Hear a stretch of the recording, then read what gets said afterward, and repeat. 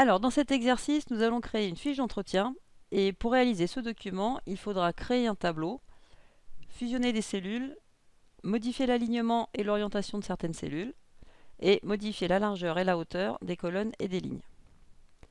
Alors pour commencer, nous partons d'un document vierge, et je souhaite donc créer un tableau de 3 colonnes et 12 lignes. Pour cela, je vais utiliser l'onglet Insertion. Et dans le groupe Tableau, je vais cliquer sur l'icône Tableau. Alors j'ai la possibilité de dessiner un tableau très rapidement en sélectionnant comme ça, juste en survolant le nombre de lignes et de colonnes. L'inconvénient étant que je suis limité à 10 colonnes et 8 lignes. Or là, il me faut 12 lignes. Donc une autre solution, c'est d'utiliser la commande Insérer un tableau. Et on a des petits points de suspension ici, ça veut dire qu'on a une boîte de dialogue qui va s'ouvrir dans laquelle on va pouvoir ajuster nos paramètres. Alors, je souhaite, nous avons dit 3 colonnes et 12 lignes. Et on va laisser la largeur de colonne fixe en automatique et simplement valider avec OK. Donc le tableau est créé. L'étape suivante, c'est de compléter, donc de saisir son contenu. Alors je vais accélérer un petit peu la vidéo parce que ça n'a pas trop d'intérêt. Il est juste important de prévoir à l'avance les cellules qui éventuellement seront fusionnées. Et dans ce cas, on va saisir le texte toujours dans la cellule la plus à gauche et la plus en haut du groupe de cellules qui seront ensuite fusionnées. Alors on peut se déplacer avec la touche tabulation d'une cellule à l'autre. Pour obliger le retour à la ligne à l'intérieur de la cellule, c'est comme dans n'importe quel paragraphe. On va utiliser le raccourci clavier majuscule Entrée.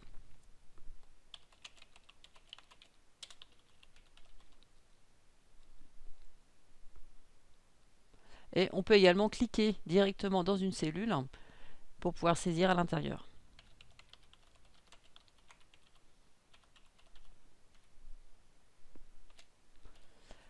Voilà, donc la saisie est terminée, on va enregistrer les modifications. Et nous allons passer donc à la mise en forme. Alors la première consigne, c'était de mettre en gras, en taille 16 et en petite majuscule la première cellule. Donc pour sélectionner la cellule, on peut approcher le pointeur de la souris sur son extrémité gauche. Et à ce moment-là, il prend la forme d'une petite flèche noire. Et il y a juste à cliquer pour sélectionner toute la cellule. Et vous noterez bien que c'est la cellule qui est sélectionnée. On voit la marque de cellule ici. Alors que si j'avais fait un clic et glisser, là je sélectionne uniquement le texte. Dans le cas présent, ça ne fait aucune différence, mais c'est important de savoir sélectionner soit le texte, soit la cellule dans certaines circonstances. Alors notre fiche d'entretien, nous disions donc en gras, en taille 16 et en petites majuscules. Donc les petites majuscules, on va aller les chercher dans la boîte de dialogue police. OK. Ensuite, alors toutes les autres cellules qui contiennent du texte doivent être en gras et en taille 12. Alors on peut sélectionner rapidement les deux lignes qui sont ici. Et là encore, vous noterez la sélection des marques de lignes à l'extrémité droite du tableau. Donc on n'a pas seulement sélectionné le texte ou même les cellules, mais bien les lignes complètes. Et en maintenant la touche CTRL enfoncée, on va pouvoir ajouter la cellule matérielle et également la cellule conseil d'entretien. Donc toutes les cellules contenant du texte étant sélectionnées, on va les passer en même temps en gras et en taille 12. En ce qui concerne les alignements, alors pour toute la partie matériel et société de maintenance et de réparation,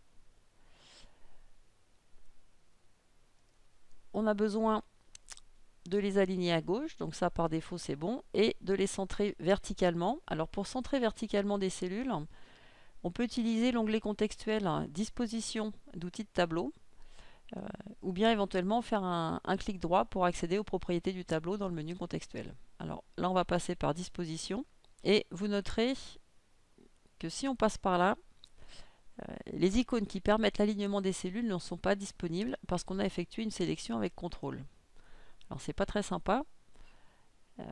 Du coup on va les regarder dans le clic droit, propriétés du tableau.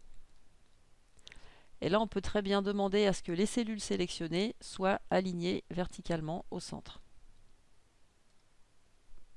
Ensuite, nous allons centrer horizontalement et verticalement les autres cellules qui contiennent du texte. Alors, c'est le cas pour fiche d'entretien.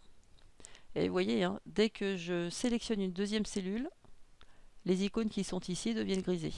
Si j'en sélectionne une seule, à ce moment-là, je peux centrer horizontalement et verticalement. Alors pour les autres, je vais simplement utiliser la touche F4 qui permet de reproduire la dernière action.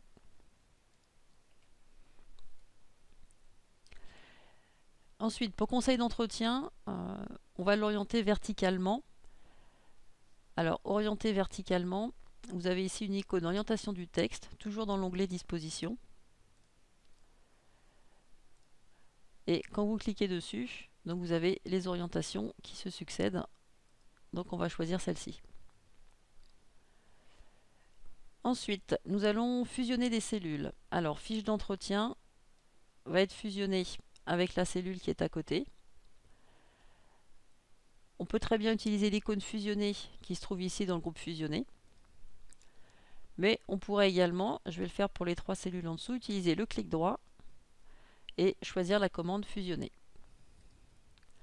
Et la dernière fusion que l'on doit réaliser, ce sont les 2 cellules qui sont en bas à droite. Voilà. Donc la première étape de mise en forme est terminée et elle correspond bien à la capture intermédiaire que vous avez dans le cahier d'exercice. Ensuite, il s'agit de modifier la hauteur des lignes et la largeur des colonnes. Alors on peut appliquer très précisément une hauteur de ligne ou une largeur de colonne. Par exemple, pour la première ligne qui est sélectionnée ici, on peut régler sa hauteur, toujours dans l'onglet contextuel disposition, soit en cliquant sur les petites toupies pour augmenter ou diminuer la hauteur, soit en saisissant directement la valeur souhaitée dans le champ prévu à cet effet. Donc là, c'est 1,5 cm. Et pour la dernière ligne, c'était 4 cm. Pour toutes les autres lignes, ce sera exactement 1 cm. Voilà. Ensuite, on aurait pu régler éventuellement la hauteur des lignes. Vous voyez dans la marge qui est ici, enfin dans la règle plutôt, vous avez des petits traits gris qui correspondent à la hauteur des lignes. C'est-à-dire qu'on peut très bien cliquer dessus et les faire glisser pour augmenter ou diminuer la hauteur des lignes. Alors on va procéder de cette manière-là, mais pour les colonnes. C'est-à-dire que c'est le même principe pour les colonnes. Si vous regardez ici, on a une petite séparation grisée. Et quand on la survole, on a notre infobulle déplacer les colonnes du tableau qui apparaît. Alors pour la première colonne, on nous demande une largeur d'environ 1 cm.